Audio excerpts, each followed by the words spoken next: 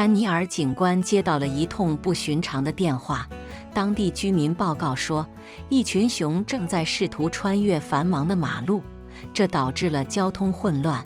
围观的市民们担心熊的安全，也担心来往车辆的危险。他们远远地观望着，焦急不安，没有丝毫犹豫。丹尼尔警官立即启程，警车的警笛划破了交通的喧嚣。他心中充满了身为警官的责任感，但此时他还不知道，这一天将成为他职业生涯中难以忘怀的一次经历。随着警车驶进现场，他感到一股紧张的气氛，事情显然比他预想的更复杂。抵达时，眼前的景象让他瞬间明白了问题的严重性。一只母熊带着4只可爱的幼崽，正徘徊在马路边。母熊显然对这个陌生的环境感到不安，幼崽们则好奇地打量着四周。飞驰而过的车辆让他们踟蹰不前，甚至有些惊恐。丹尼尔意识到自己必须小心行事。虽然熊看似温顺，但母熊一旦感到威胁，随时可能变得极具攻击性。他慢慢下车，尽量不发出惊动的声音，同时密切关注母熊的每一个动作。母熊的目光始终锁定在他身上，时刻警觉地护着他的孩子们。尽管如此，母熊并未表现出敌意，这让丹尼尔松了口气。但他知道必须迅速采取行动。经过一番谨慎的观察，丹尼尔找准了时机，终于成功帮助熊家族穿越了马路。原以为事情就此结束，熊会继续回到林中，但接下来的几天却发生了许多出乎意料的事情。那些熊去了哪里？又发生了什么？这些问题让丹尼尔心中留下了不解。谢谢你们的报告，我马上赶过去。丹尼尔挂下电话，心里有些烦闷。今天已经是第5次接到关于这群熊的报警电话，而他才刚开始值班。电话内容总是相似的，同一群熊在警局附近的某条马路上试图穿行。在这个地区看到熊并不稀奇，因为周围有大片森林，熊时常出没，但通常它们都会尽量避开人类活动的区域。然而，这一家熊似乎格外独特，它们似乎决心要穿过这条繁忙的马路。马路上车来车往，尤其是那些卡车发出的噪音和轰鸣声，显然让这些熊无所适从，尤其是母熊和它的幼崽们。这条马路平时常有卡车通过，噪音很大。丹尼尔自己一直非常喜欢动物，不论大小，所以他下定决心要帮助这些熊安全过路。他告诉同事帮忙接电话，并强调如果有什么紧急情况一定要通知他。平日的工作总是一些琐事，比如超速罚单、停车纠纷，或者处理邻里的噪音投诉。但今天的任务让他感到兴奋，这是一件和往常完全不同的事情。尽管丹尼尔住在野生动物丰富的乡村，却从未如此近距离接触过熊。他略带兴奋地跳上警车，径直开往事发地点。远远的，他就看到了那家熊，正如他所料，那是一只母熊，身旁跟着4只小熊，幼崽看起来不过几个月大，圆滚滚的模样让丹尼尔忍不住微笑。小熊们在马路旁的草地上追逐玩耍，偶尔互相扑倒在地，玩得不亦乐乎。丹尼尔将警车慢慢停靠在路边，保持距离。他清楚，熊在保护幼崽时可能会非常危险，尤其是这只母熊。于是，他坐在车里，仔细观察它们的一举一动。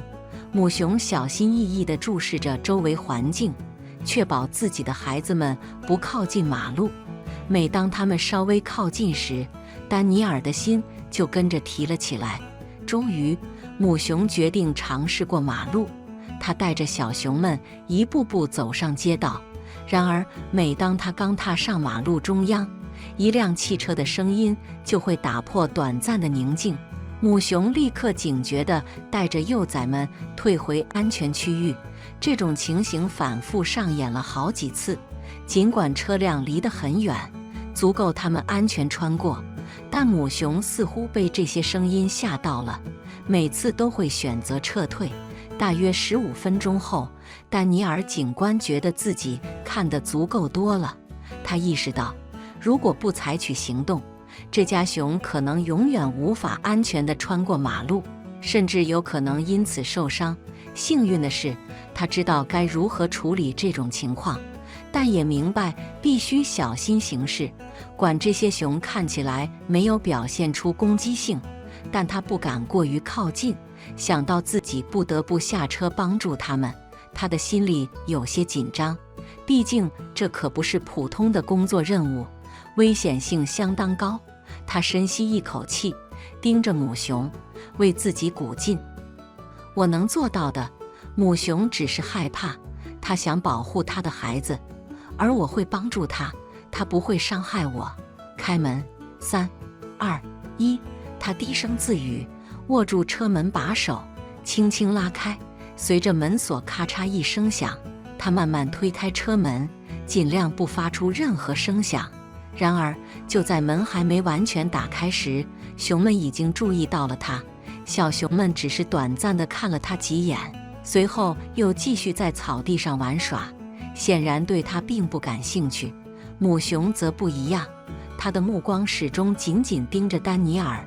丹尼尔的心跳不由得加快，但他知道自己必须帮助这家熊。他希望母熊能感受到他的善意，明白他并没有威胁，而是来帮忙的。没事的，我可以做到。他低声自语，缓缓将一只脚踏在地上。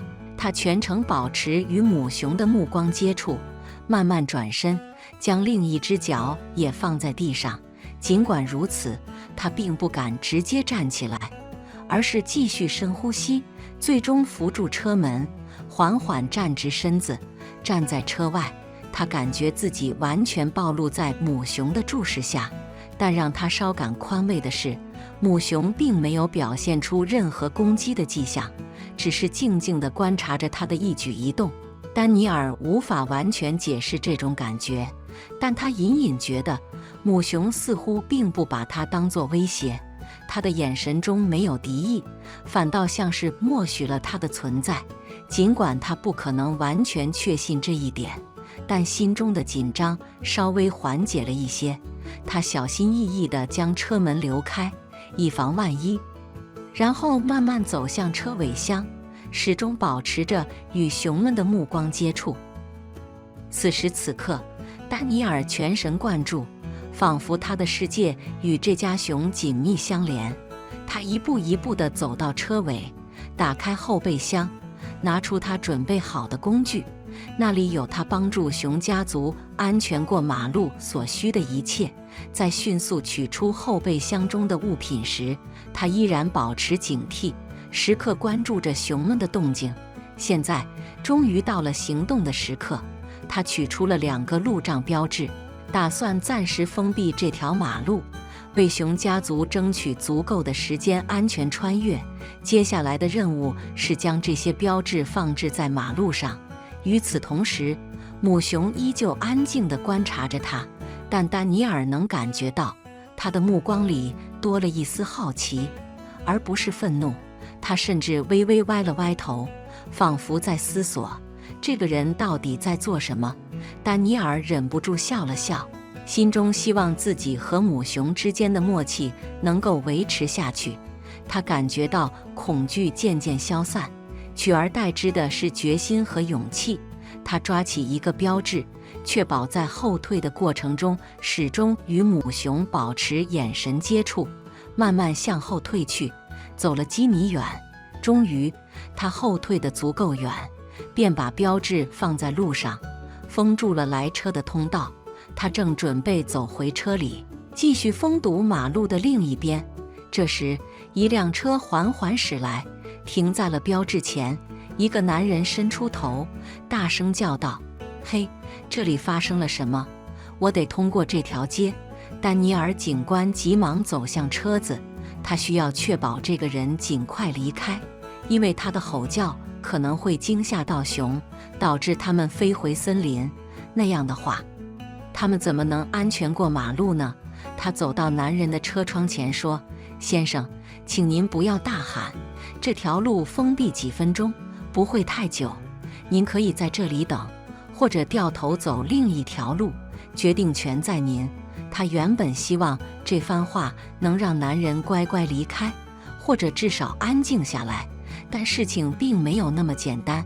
他才走了几步，突然听到街道上响起了一阵刺耳的噪音，男人在按喇叭，声音震耳欲聋。丹尼尔警官心里很烦，他真的想帮助熊，但首先必须摆脱这个男人。他走回车旁，敲了敲窗户，等着对方摇下车窗。男人露出一副得意的表情。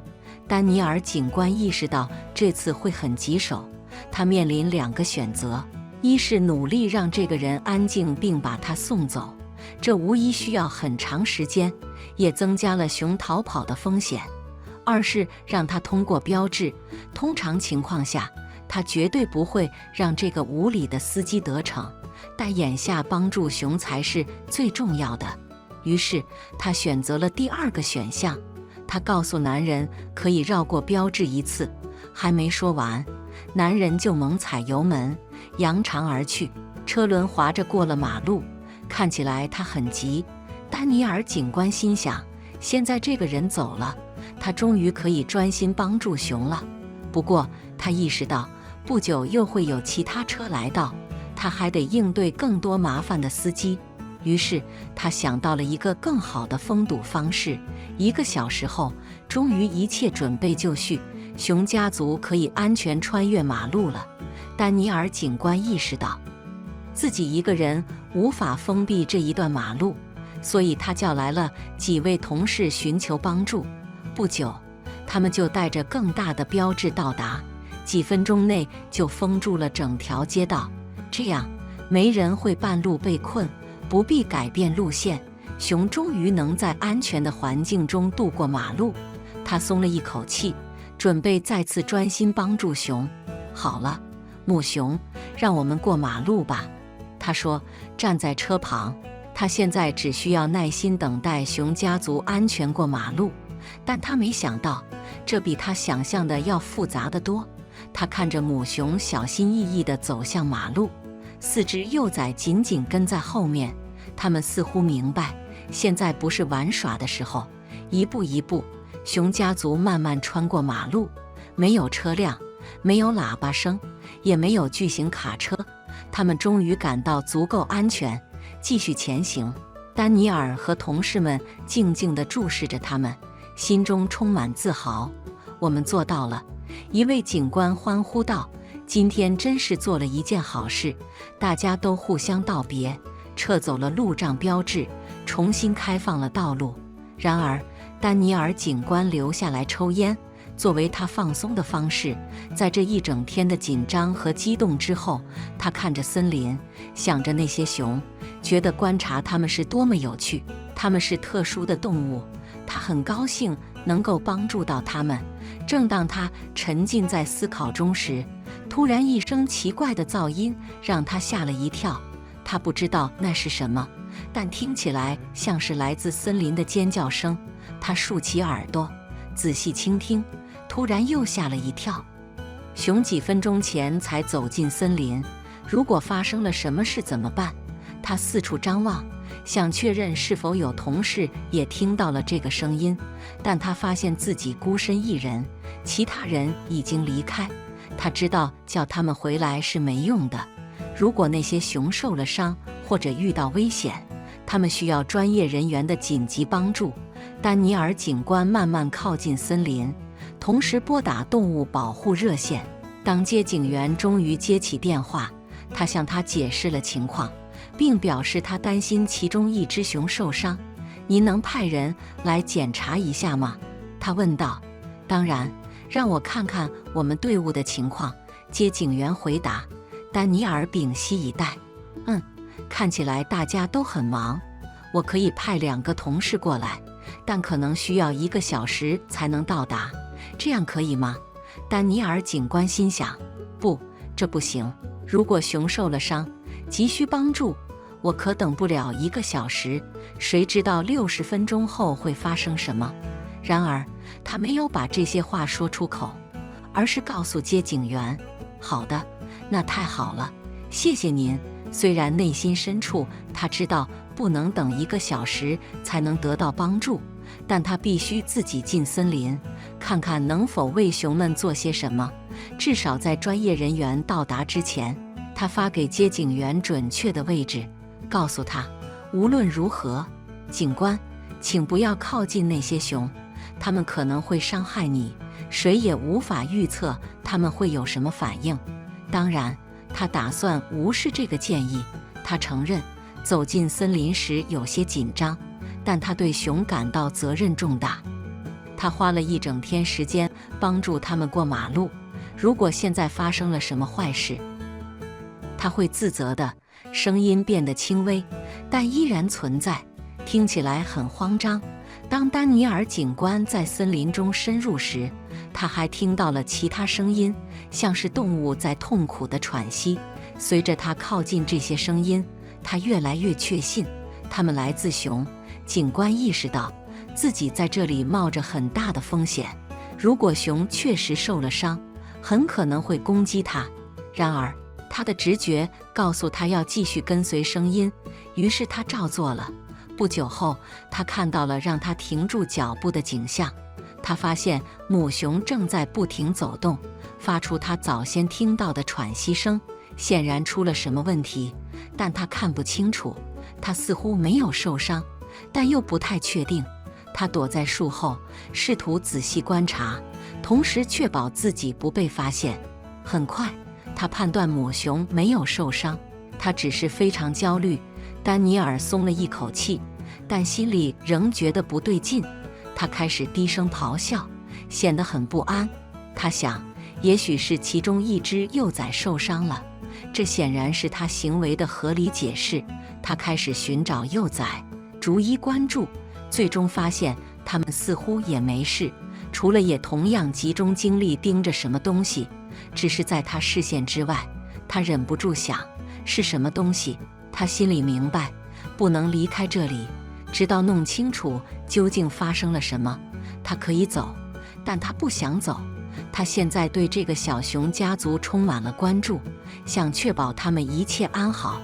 突然，他失去了平衡，为了不跌倒，他踩到了一根树枝，树枝发出啪的一声，熊们瞬间安静下来。琪琪转头朝他的方向看去，丹尼尔警官感觉心脏砰砰直跳，仿佛能听到自己的心跳声在静谧的森林中回荡。他想，熊会不会也听到这声音？四周静得出奇。突然，母熊缓缓朝他走来，他似乎嗅到了他的气味，直奔他而来。丹尼尔警官准备试着爬树，心里有些忐忑。这么多年没爬过树了，他想自己很可能会失败，或者干脆逃命。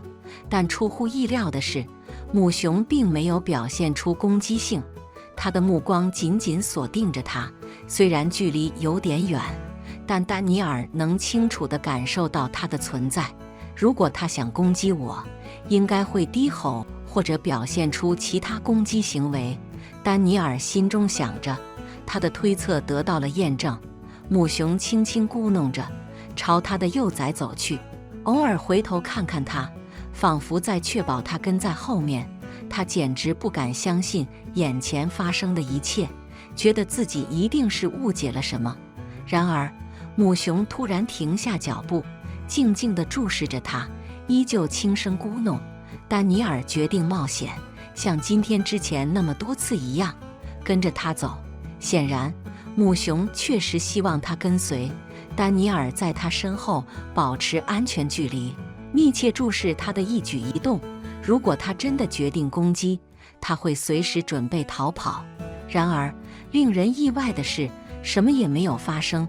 母熊并不想攻击他，反而在向他寻求帮助。丹尼尔终于靠近，看到让母熊如此不安的原因时，他不禁低声惊呼：“哦，不！”他之前竟然没有注意到，只数了3只幼崽，而现在却发现了第4只。它掉进了地上的一个洞里，无法爬出来，正卡在那里。母熊无计可施，丹尼尔意识到他必须亲自行动。虽然也可以等动物控制人员到来，但他更想亲手帮助这些熊。他缓缓接近那个洞，观察母熊的反应，心中充满了紧张。这一刻令人窒息，母熊静静地注视着他，而掉进洞里的幼崽依旧在哭。没事，伙计，我会把你救出来，丹尼尔轻声安慰着。几分钟后，他终于靠近了洞口，跪下身，小心翼翼地抓住幼崽，几乎是将它扔向了母熊。他不想想象自己是在带走他的孩子。然而，母熊似乎并没有感到威胁，反而对他表现出了一种信任。他开始舔着幼崽，流露出满意的神情。丹尼尔静静地站在那里，什么也不动，静静享受着这温馨的一幕。过了一会儿，母熊站起身，鼓励幼崽们站起来，是时候继续他们的旅程了。熊家族慢慢向森林深处走去。就在丹尼尔快要看不见他们的时候，母熊转过身，望向他。他知道这听起来多么不可思议，但他100%确信，他是在感谢他所做的一切。他依旧无法相信刚刚发生的事情。几分钟后，他的手机响了，是动物控制部门打来的电话，告诉他们在路上。丹尼尔微笑着说：“谢谢，但这不再必要了。”他心中明白，他们绝对不会相信他所经历的真实情况。这是他生命中非常特别的一天，他永远不会忘记。感谢您收看今天的故事。如果您喜欢这个视频，请点赞、分享，欢迎在评论区留下您的看法。别忘了订阅我们的频道，我们下个视频见。